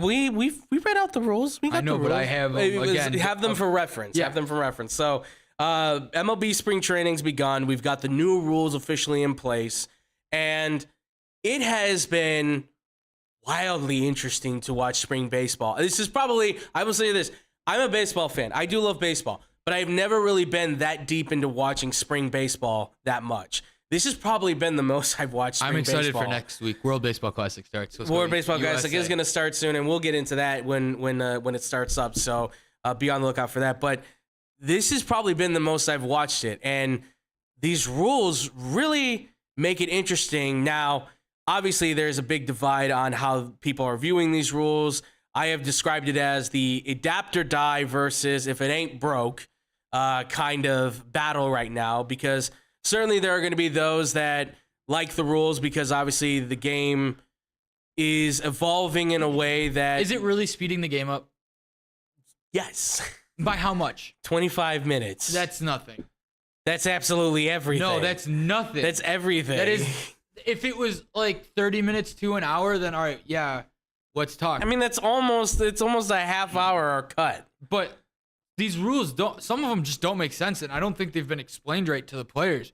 I mean, we saw it already in a game where a game ended as a tie because it's spring training. Right. And they what happened? Oh, the batter stepped out and did he stepped out of the box, yeah. Batters have routines, pitchers have routines. I get trying to speed the game up. I have no problem with trying to speed the game up, but to put a basically shot clock on it, to me, makes no sense. You're only rushing the game 25 minutes. That's not going to change a 3-hour game. That's not going to change anything. I think that absolutely can change a 3-hour game. I don't think it does. I mean, I'm reading right here. 15 seconds with bases empty. 20 seconds with runners on. Hitter gets 1 timeout per plate appearance. I don't mind that. A hitter doesn't need like 30 timeouts. Yeah, absolutely. Must be in batter's box with 8 seconds left. I don't like that. I get punishing the hitter for taking his time. I get all that. Mm-hmm. But at a certain point, it's like, if I was I was just thrown at and it almost hit me in the head. Yeah. I need more than any of that time. How are we judging that? Where is that? Your limits on pickoff attempts led to 26% increase on stolen bases attempts at minor.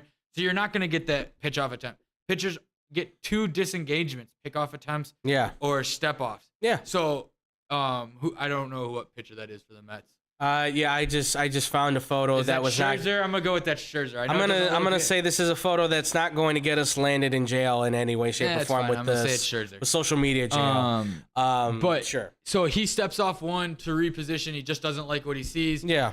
That's 1. He steps off another time to pick someone off. That's 2. Yeah. Now he can't keep that runner on. He can't stay there long. Right. That's not enjoyable. Okay. I would rather see the pickoff attempts. I know I hated it. I hate when it's pick off.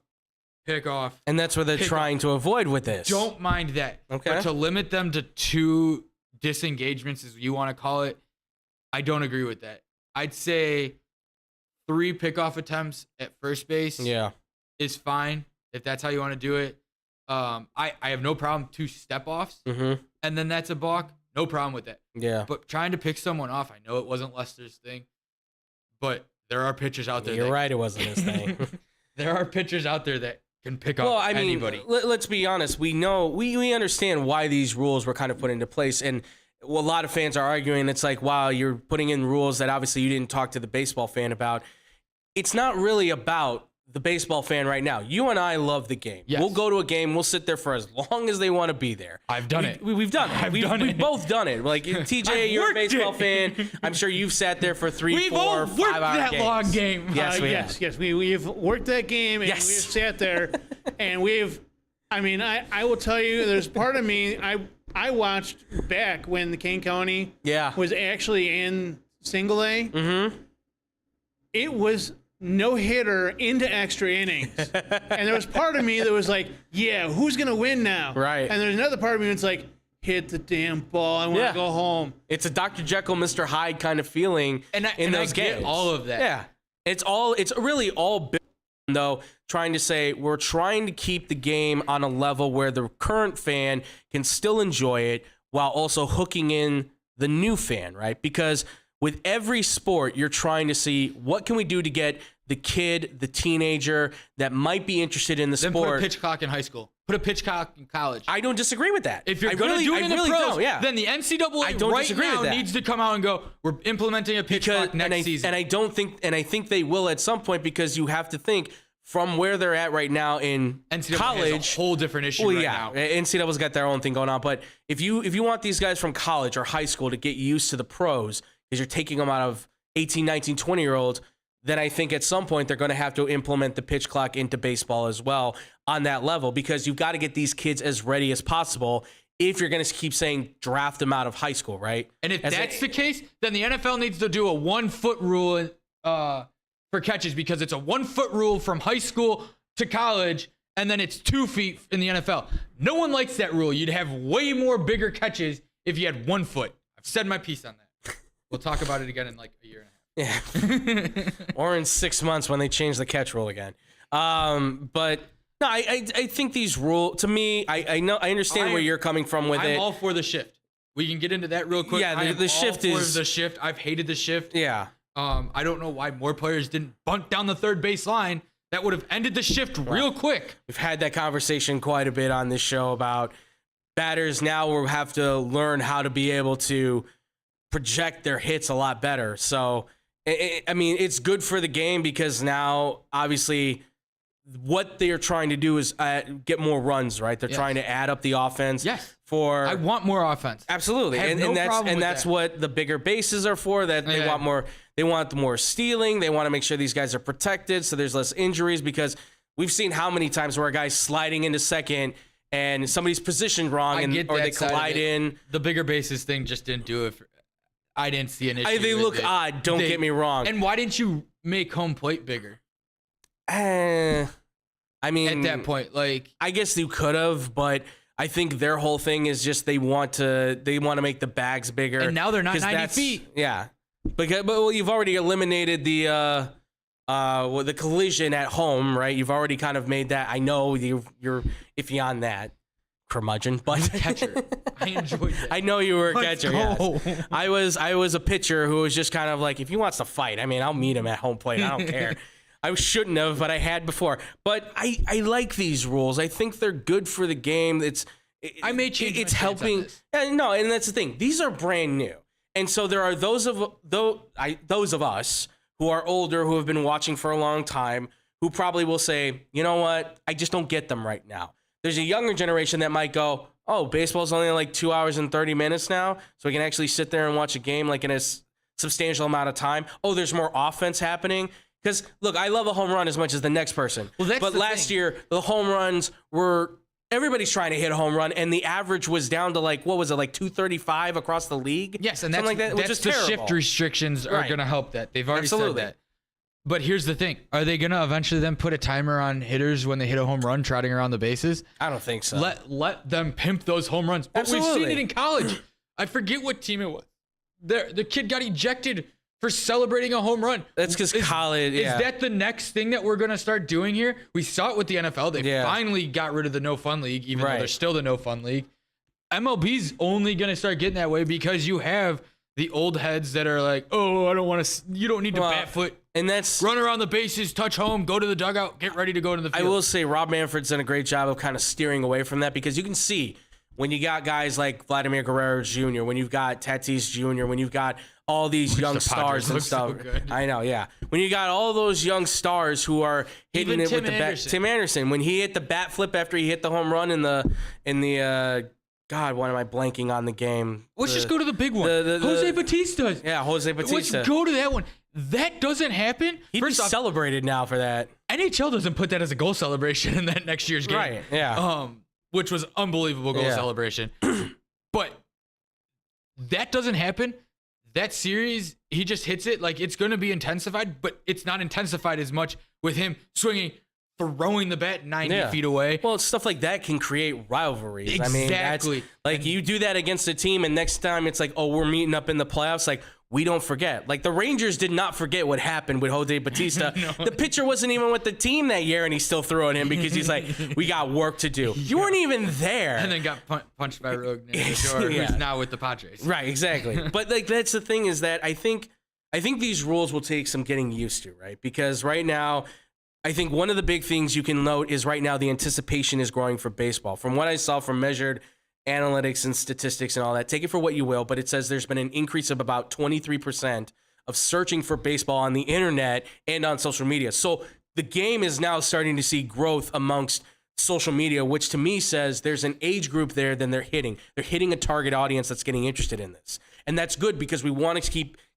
baseball alive. Yes. And to do that, you have to keep bringing in the new fans or the fans with the families and all that stuff. Because like you have a family, you're going to take your son to the ball game. They want to get your son in there. Don't care if it's 4 hours long. Right, exactly. But you want to take your son in there so that, you know, Charlie gets into it and then he's like, I want to play baseball. He's already going to play baseball. He doesn't have a choice. I figured Dad's going to have a What are you talking about? I mean, I was going to make him do baseball anyway. You and me are going to be the coaches. It's going to be fine. We're going to be X-Bomb. That's the jersey on the front. We already got the team name. He's going to yell at you in English. I'm going to yell at you half in Spanish. It's okay. And we'll practice sliding. That was my problem. I didn't practice the last time I coached. I didn't practice sliding enough. I apologize. Sliding shorts, Charlie. Make sure you buy them. They're crucial. My thing is, so we're seeing this in MLB. Yes. What's the next sport to implement big rule changes? I've seen it in lacrosse, college lacrosse in particular. Right. Major League Lacrosse is such a mess right now. PLL is doing wonderful, but I don't think it's advertised as much. So I'm not even going to. Their marketing needs to get better, but they seem to be stabilizing pretty well. But college lacrosse implemented a 90-second shot clock. I was going to say, I think college rules are going to have to start changing across not just lacrosse, but like a bunch of sports. Like you said, baseball's going to, I think, see some changes. But football could see some more changes and stuff. Does hockey implement a shot clock? A 90-second shot clock? So you get across that center line. The puck goes across the center line, and you have control of it. Yeah, you have 90 seconds to shoot that puck on net. I think for hockey, there's more of a tighter field, because there's already a timer. It's a tighter field, and there's already so much action happening on the ice that you don't have to implement a clock where it's like, because baseball obviously there's a lot of downtime, right? Yes. With hockey, there's guys constantly in motion. Things are constantly happening. Obviously, the biggest concern with everybody's always like, I can't see the puck. Like I don't want to go back to the glowing pucks. That was nightmare. It was in the weird. Early 2000s. It was really no one weird. Cares. If you can't see the puck, go get your eyes checked. Because I have no problem seeing the puck from the 300 level at the United States. I understand where people are coming from. I get it, because it is a little black dot out there, especially when you're high up there. But so is the baseball. It's a little white ball. Right, exactly. Like, but what are we arguing here? I think this is where, with technology growing, you will see the game start to change and evolve, right? Like hockey, as technology starts to grow on, I'm sure there'll be, at some point, I'm not saying now, but at some point, don't tell me they're going to like stick a camera on the puck at some point that's like so minuscule, and yet you'll get the clearest shot in the world. They're already putting cameras on refs. Exactly. They're putting cameras on refs. They did it on players at one point in a time, way back in the XFL and all that stuff, which kind of cool. It's kind of an awesome idea, but like, makes me sick. Some people are just like, dude, you're making me crazy with all the running. Yeah, I don't like that.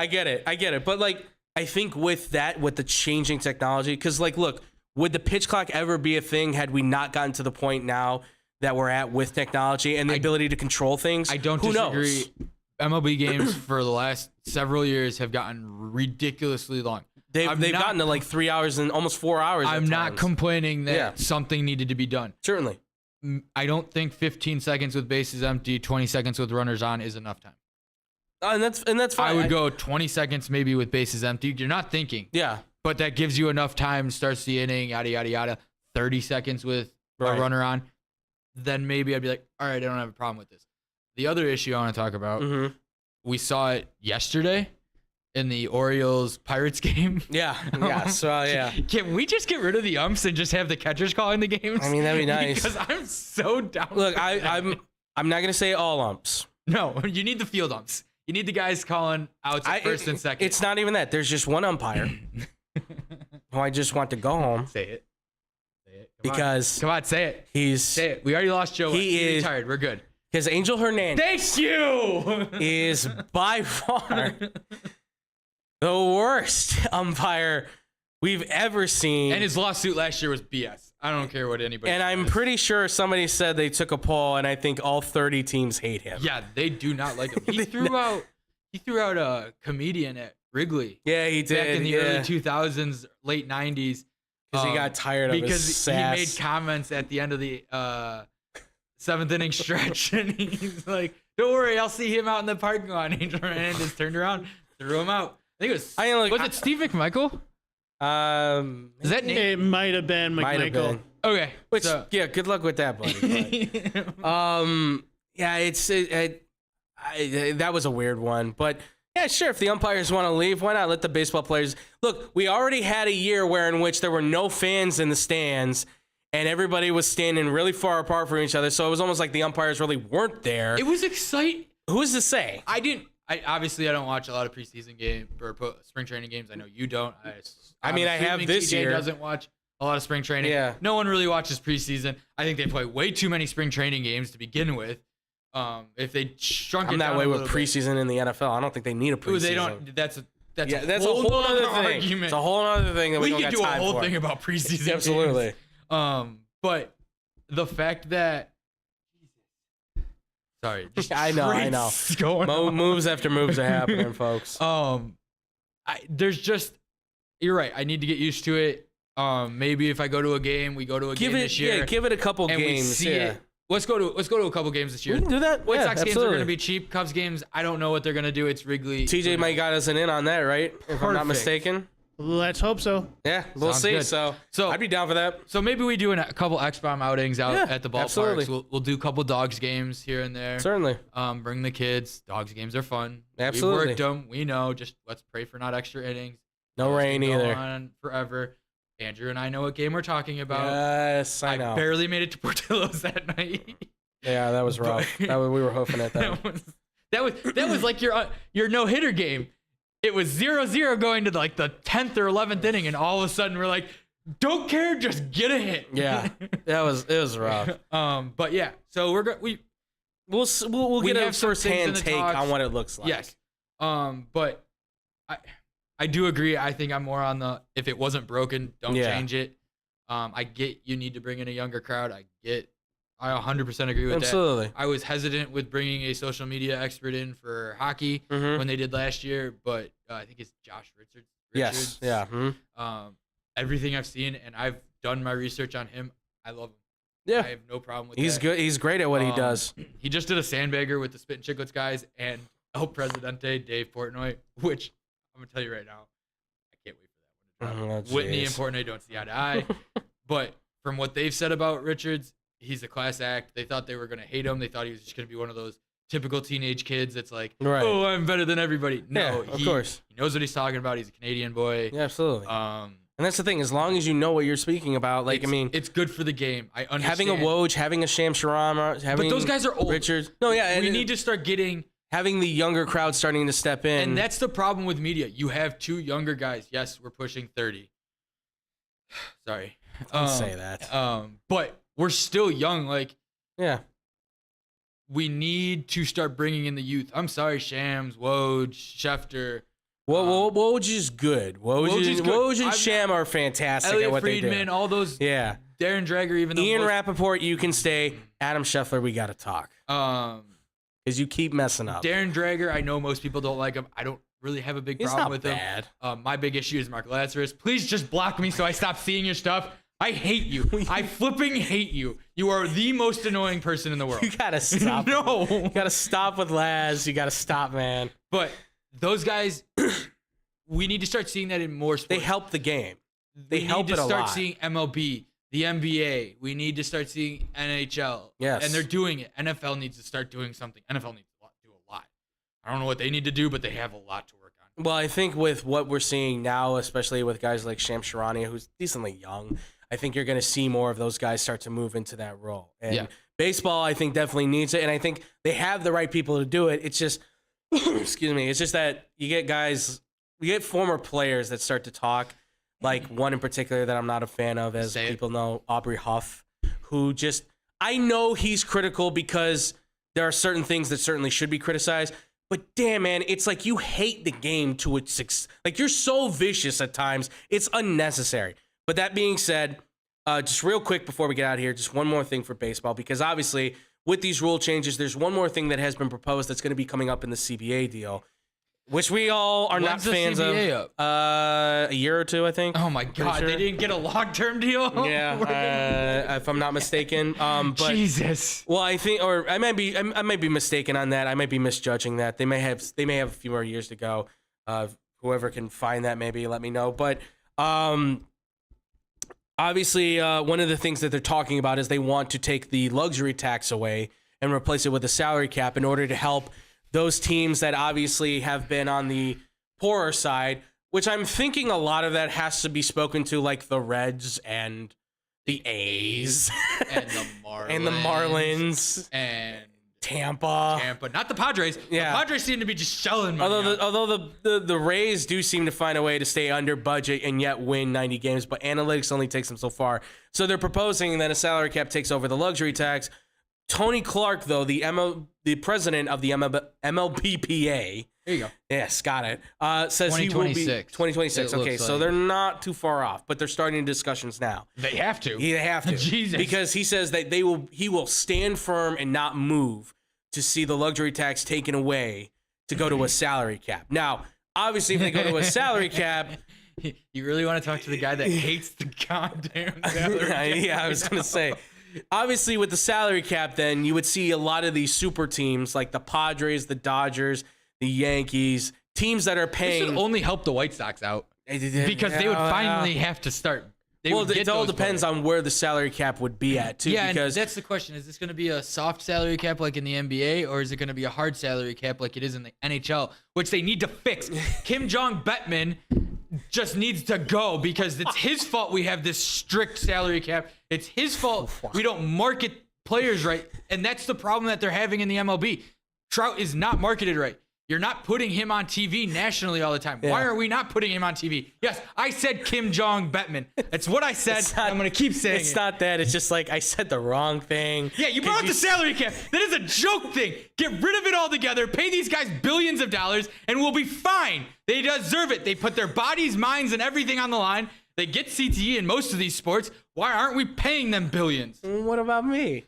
I'm sorry. We're just not athletic enough. Okay, fine. Look, I will obviously this is a point of contention, and that's the interesting thing, right? Like, how do you set the salary cap? Do you set it like the NFL, where it's like the number is here, and depending on the growth of the game, we go up? Because baseball has seen growth in its game, certainly through its revenue, but it's not obviously to the level of what the NFL and the NBA have. Well, that's the and that's the concern right now, is how do you judge that out, especially when you've got the Yankees and the Dodgers who are worth billions of dollars, right? And the Cubs are worth a lot. The White $3 Sox billion. The White Sox are worth like I think $1 billion. They've finally, I think, reached $1 billion valuation. And why they don't buy all the time blows my mind. That whole organization. I'll tell you why, but we'll be here forever. But no, it's interesting. But the fact that Tony Clark is so gung ho to say luxury tax or nothing else, I get where he's coming from.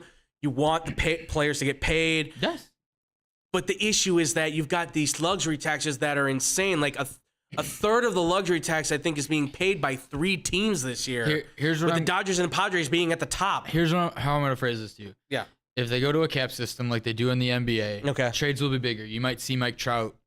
Yeah. Should have been on the White Sox when they drafted. He could be a White Sox. Those moves will be made a lot faster.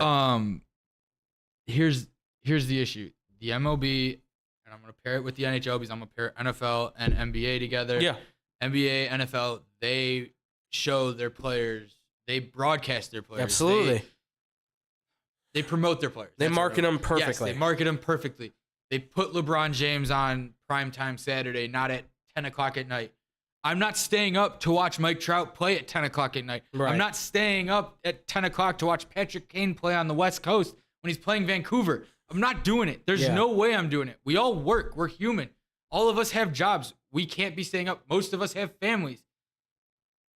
If MLB started promoting players better, then I'd be fine with a salary cap. Mm-hmm. But it has to look like the NBA and NFL. Mm-hmm. If you're not, then I see a salary cap just like the NHL, and now we got problems. Absolutely. That's my piece. I'm done on the salary cap. No, yeah, absolutely. And We'll look, go on forever. it's going to be a point of contention, like with the NBA. I said the NBA is going to have a load management issue that could turn into a lockout for them because we said on load management they take less games. Then okay, you got to take less money. That could end in a lockout. This could be something where if Tony Clark says we're not moving on the salary cap, we want the luxury tax. The owners say no, we can't keep spending like this. He says fine, we go on strike. That's the fear, right? A lockout and a strike could be happening, and then all of a sudden, NBA to baseball, there's that huge period where we're like, now we have to wait. We have NHL. We're good. And on that note, we're out of here. I did it to you. Coming full circle. I got him to cut it. We're Yeah, good. absolutely. Let's go. All right, folks, that's going to do it for us here, ladies and gentlemen. Obviously, let us know what you thought about the Patrick Kane trade. Let us know what you think about the Blackhawks. What do you guys think they're going to be able to do in the future? Do you think they're going to get Connor Bedard? What do you think about the MLB rules? Do you like them? Do you love them? Let us know on all of our social media and all the places that you can find us. Tom McKinney, you're back. Yeah. Good to have you back. Yeah. Good discussion here. I'm glad you weren't screaming too much. I think I got most of my screaming out yesterday. Yeah, you did, but I'm glad with that. You got a little bit off of it today. If you saw his text that I sent to him yesterday and the response I got, you'd understand where I was. Yeah, he said he's like be prepared, and I'm like, I'll bring a sandwich if you're just gonna go on a rant. Like, I don't care. But Tom, let the people know where they can find you, listen to you, all that good stuff. You can amigo. come argue with me on Twitter. I'm all down for that. I've already kind of started with other people on different subjects. And you can follow me there at McLovin6193 and on TikTok at McLovin6193. That's all I got. Awesome. There you go. And folks, obviously in the back, our boy TJ Knacker, aka the Knack himself. You guys want to check him out? TJ, where can they find you? Where can they listen to you? All that good stuff, amigo. Well, you can find me in the back here for X-Bomb and for Blow the Whistle. You can find me hosting Unpack with the Knack. And you want to find me online, I'm Knack300 on Instagram and TJ Knacker on Facebook. Absolutely. Guys, make sure to give TJ some love. Give him some likes. What's up? I have one more thing. I Yes. do want to say congratulations on a historic career to Mike Bray as he plays his final, coaches his final game at Notre Dame after 23 years. Yeah, been a long time. Winningest all-time coach. This is a sad day for Notre Dame fans, like because he's been there since 2000. Yeah. And everything he's gone through and done, and this year just did not pan out. But Yeah. I know we'll get more into college basketball here in like. I don't want to talk college basketball. College basketball sucks for me lately. My team's got to win the ACC to get in the tournament. And Notre Dame will still find a way to do it. God, if that All right, come on, happens. let's All go. right, yeah, we got to go. All right, guys, if you want to find me anymore, I'm at The Fluffy Guru on Twitter, but I'm always at Boom Crew Captain on Instagram as well. If you guys want to find any more of our show, we kind of taking a break right now from Facebook because we've been in jail with them for the past 2 times. I say we've been off of streaming. them. They're lame. We don't like them. We're going to be discussing some things on the side here, so look out for that, but the link will still be on there on the Facebook page. Check us out every Wednesday and Thursday on the YouTube and on the Twitch sides, so check us out for the streaming there. Follow us on our social media at XBomb Sports on Twitter and on Instagram. And if you have any questions or comments, ladies and gentlemen, you can also hit us up at xbsportsoficial@gmail.com. Bring the hate this way. FCS. And real quick, too, Blow the Whistle, radio side every Monday on sportssoundchicago.com. You can find us on TV side, Blow the Whistle every Tuesday, 3 o'clock p.m. You can also check out our boy Unpack with the Knack, doing our thing every Wednesday at 3 o'clock p.m. Check out our boy Brandon Januska at 94.3 WMKR down south in Taylorville. Also, check out his podcast, Baseball Banter with Brandon, on Anchor and Spotify. While you're on Spotify, check out Money Motivation with Hannah B. And while you're listening to Hannah B on all of those podcast platforms, you can also hear it on the radio at 102.3 XLC, The Afternoon Drive, as well as 96.7 The Star, where she's doing her thing with Eddie Volkman. You guys can also listen to an amazing podcast as well, known as The Parlay. Tony Lopez and former professional boxer and former Chicago Bull Kendall Gill talking everything you're looking for in boxing needs. And as well, if you need any tips or tricks for fantasy football, you can check our boys out at the Parlay at Fake Football Guys on YouTube. Just find the link, and it's at SFFG on Twitter as well. And with that, ladies and gentlemen, we're going to get out of here. Thank you all so much for watching. Thank you all so much for listening. And as always, much love. Peace out, Boom Crew.